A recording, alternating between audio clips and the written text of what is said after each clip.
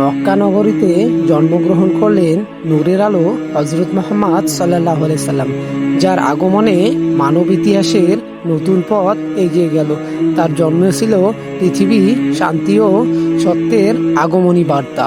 কৈশোর থেকে তিনি ছিলেন সত্যের অন্যতম উদাহরণ। মানুষ তাকে ডাকত আলামিন বলে, কারণ তার কাছে কেউ কখনো প্রতারিত হয়নি। হযরত মুহাম্মদ সাল্লাল্লাহু আলাইহি সাল্লাম হেরা গুহায় ধ্যানরত অবস্থায় ছিলেন। এই মুহূর্তে বদলে গেল তার জীবন। আল্লাহ তাআলা তাকে নির্ধারিত করলো সত্যের বার্তা বহন করার জন্য। তিনি মানুষকে ডাকতেন এক আল্লাহর ইবাদতের পথে।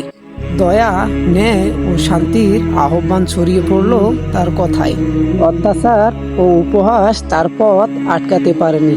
ধৈর্য, সাহস ও ক্ষমতাই ছিল তার শক্তি। তিনি সর্বদা নূরের আলোয় শান্ত থাকত। মুসলমানদের রক্ষায় তিনি মদিনা হিজরত করল। রাতের আধারে যাত্রা শুরু করলো ইতিহাস বদলে দেওয়ার এক নতুন অধ্যায়ে। মদিনায় তার আগমনে শহর ভরে গেল। সবাই তাকে সুরে সুরে স্বাগতম জানাতে লাগলো।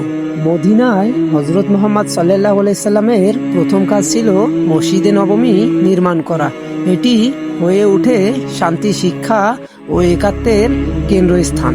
তিনি ছিলেন দয়া ও ভালোবাসার প্রতীক।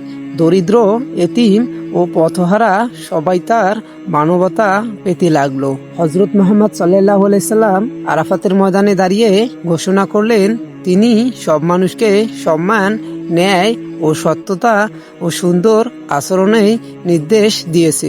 বন্ধুরা, এই ভিডিওটা শুধু আপনাদের বোঝানোর ক্ষেত্রে বানানো হয়েছে।